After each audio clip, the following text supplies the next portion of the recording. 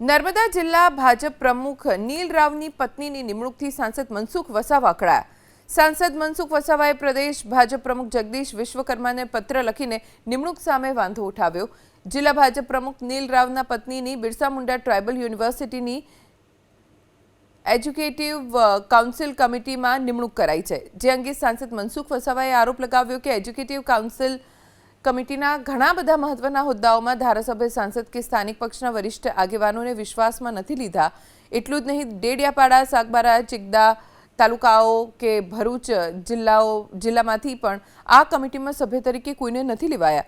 જે નામ જાહેર થયા છે તેમને શિક્ષણ જગત સાથે કોઈ લેવા દેવા ન હોવાનો આરોપ લગાવ્યો। સાથે જ સવાલ કર્યો કે બીજા બધાને પક્ષના નિયમો નડે છે તો પછી જિલ્લા ભાજપ પ્રમુખ નીલ રાવ અને તેમના પત્નીના આ નિયમો કેમ લાગુ નથી પડતા।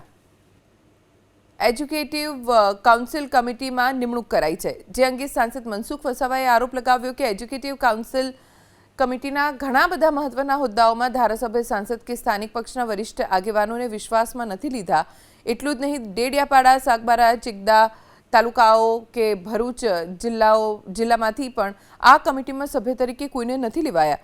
જે નામ જાહેર થયા છે તેમને શિક્ષણ જગત સાથે કોઈ લેવા દેવા ન હોવાનો આરોપ લગાવ્યો।